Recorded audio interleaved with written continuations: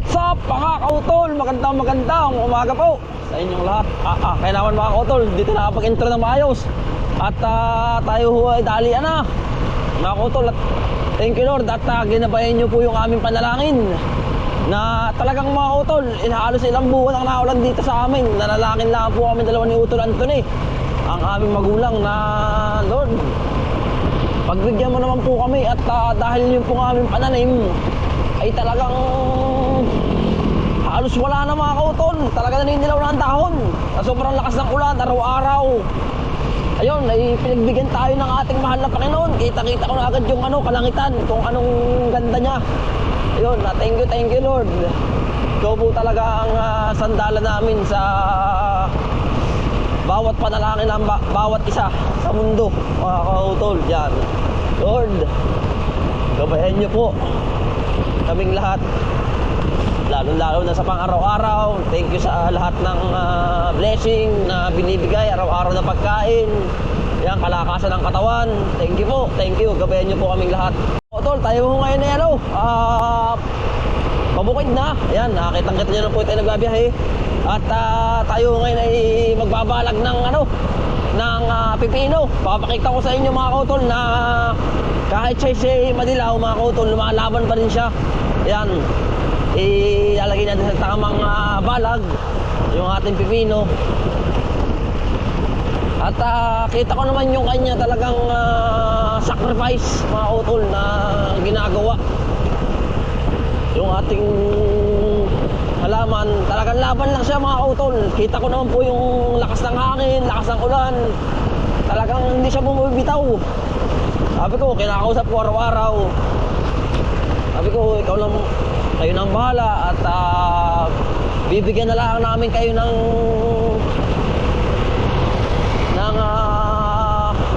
nutrients sa inyong mga puno. Pag nag-init-init na bukas mga kautol, agad-agad tayong mag-aabuno.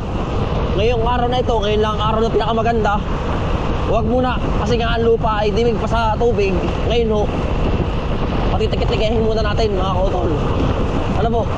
Yan, bali yun lang mga kautol. Magkikita-kita na lang tayo sa bukid. Yan, kumusta ho kayo lahat? Sana po ay nasa mabuti kayong kalagayan lahat. Yan, God bless po. Sa bukid, away, kita nyo naman po mga kautol yung diferensya ng maulan sa mainit. Yung huni ng ibon talagang maliksi. Ayun o, pakinggan nyo po mga kautol .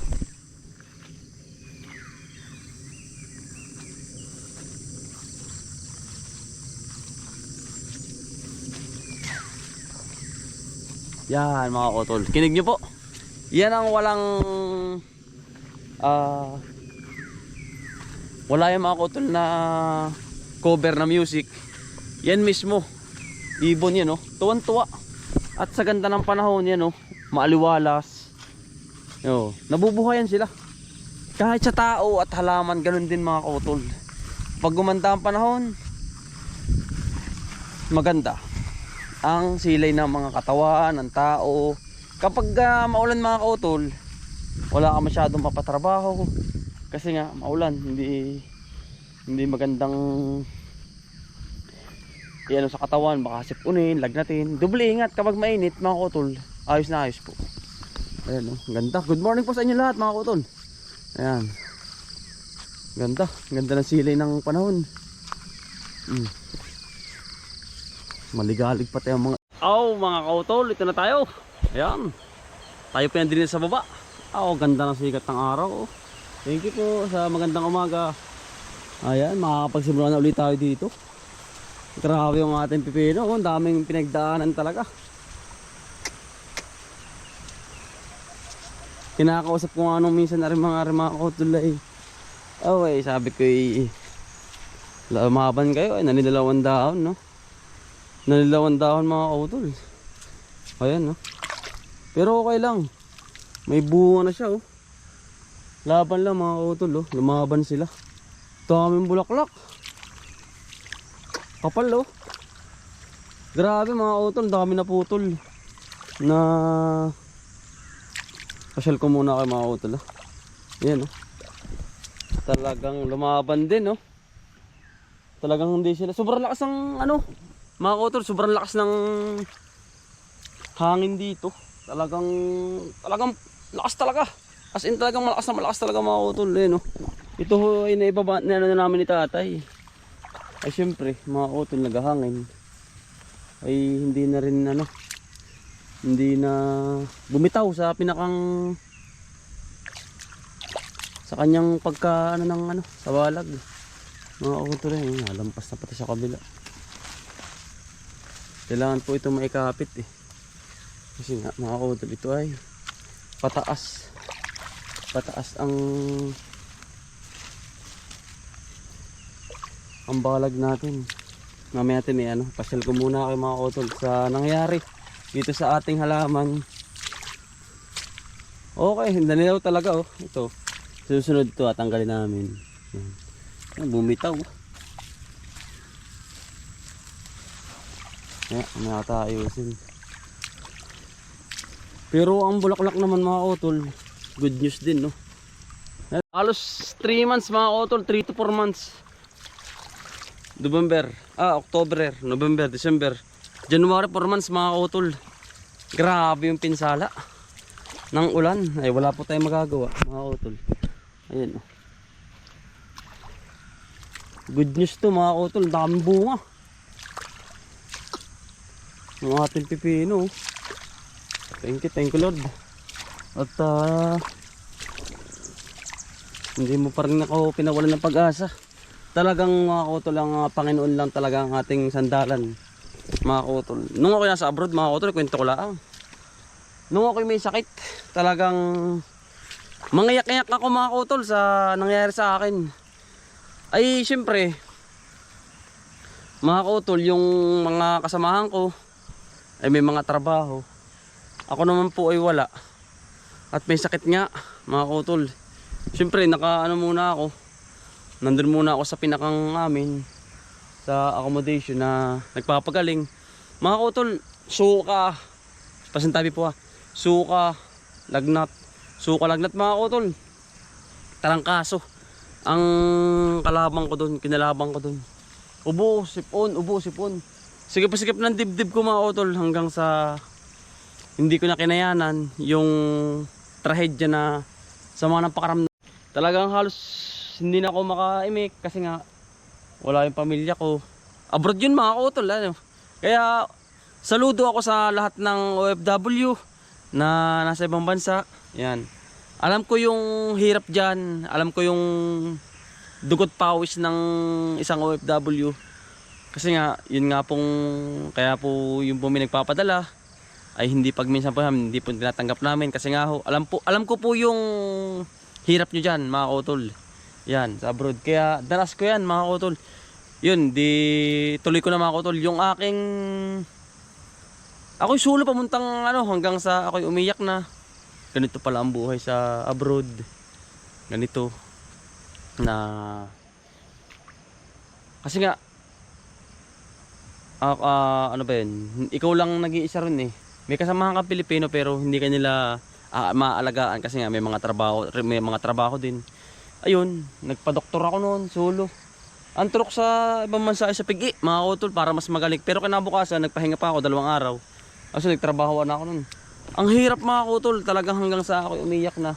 Tumawag na ako sa aking magulang, Nay,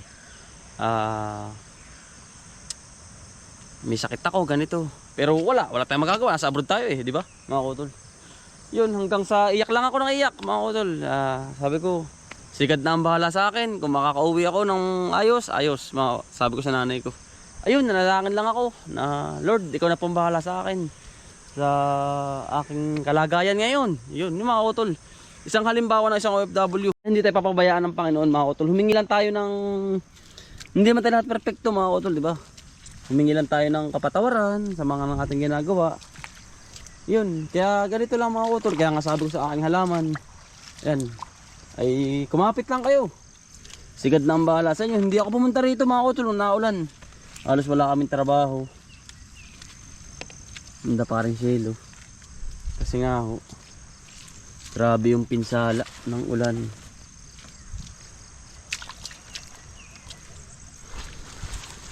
Sabi ko nga sa mga tao dito, huwag niyong murahin ang ating Panginoon. Lagi dumuulan. Hayaan nyo lang kasi nga, kalamidad ng ating. Uy, pare, good morning. Gano'n ka ba? Ay, kala ko dito ang terminal. Wala pala sila dyan. Ayun po si paring Alan, no? Ano pare, magandang umaga. Magandang umaga. Ay, ako hihinig agad rin. Ala ko pare patay na eh.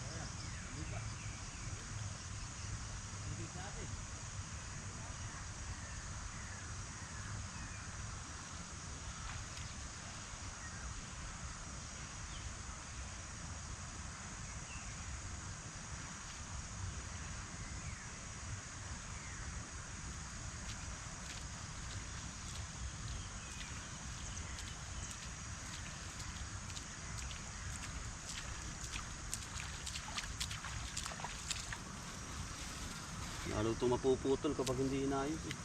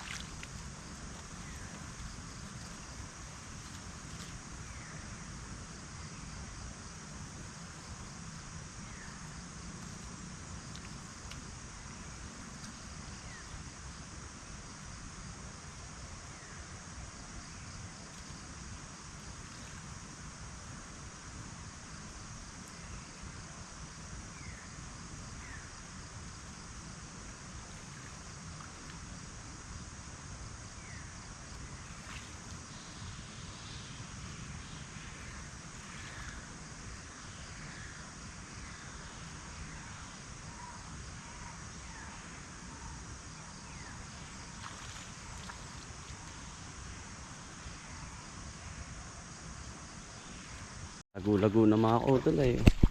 Kailangan po ito mailagay dito sa likod. Kasi nga, yan po isasandal. Kailangan tumaas. Tumaas ang kanilang gapang. Pag hindi mo po tinaas yan, sama. Hindi iipod. Kailangan sa balag natin mapatayo. Nang gumanda yung kanyang paggapang. At least naman mga kautol, meron na siyang bunga. Good news na to. Magandang halimbawa na yan. Sana makuha natin yung puhunan bago sila mamatay. Maganda naman yung dahon sa taas. Yung sa baba kasi magpapalit ano na yan eh. Magpapalit ng dahon, natandaan sa ilalim. Kailangan perningin na yan mga kautol ito. Ito haba na ito. Kung maganda lang ang panahon mga kautol, ito yan ang pagkaganda. Talagang power sign ko. Ay kalamidad mga kautol. Ayun, hindi masyado. Mabawi lang natin mga kautol yung puhunan. Okay na yun.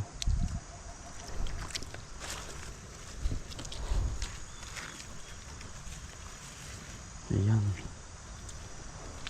mataas lang natin siya, mga nalambitin kasi ito yan eh, masyadong sensitive. Pipino sensitibo, lalo kapag nasa baba. Ay nako, yan ang sama mga utol, sensitive.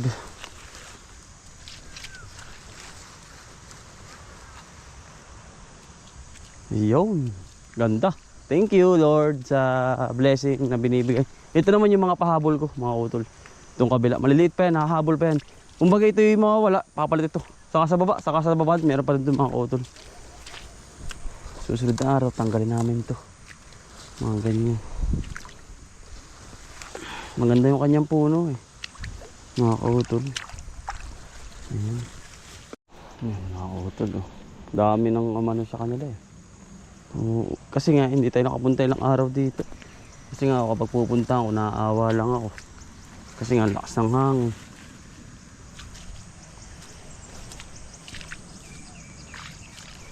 Pero yun, nakasurvive naman mga utol. Ang ating ano, ating pipino. Ayan. Okay na sila. Kaya kailangan natin may taas kasi nga po yung tubig hindi pa nababa. Kabubukas ano lang natin yung ano, yung kanyang patubig bago pa lang madedrain.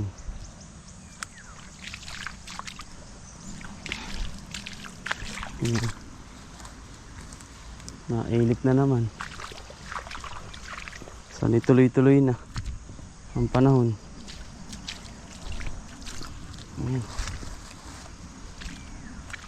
Yung iba maikli pa naman, hindi pa masyado. Yung ganito babad mga utol, kailangan nakalagay yan dyan. Babad sa tubig, mamamatay yan. Ito, tulad nito. Ganda ng dahon. Survive naman sila mga utol. Kasi pinag-aaralan natin yung pagpapaganda eh, kaya lang mga katulad dito mga utol po ito natin mga utol. Mambira ang panahon, sama na naman. Wala maganda na eh. Wala ko tayo magagawa. Ayun, nataas na natin mga utol. Mataas na yan. Bulit pinagbigyan tayo. Ito, simulan ko na rin ito mga utol, itong kabila. Susunod na araw. Ito yung mga pahabol kong pipino mga utol. Ito. Ganda na rin oh. Lilipat na rin sa amin sa iba. Sa ibang araw. Maganda na rin ito oh. Itong mga pahabol ko. Ganda na ito mga utol oh. Lalapad ng dahon. Ito yung ano. Ito pa yung sinasabi kong dalawa purpose. Ano. Baling kisig na rin. Ganda, lalaki ng dahon no. Sabi nga nila mga kudli parang ano daw ho.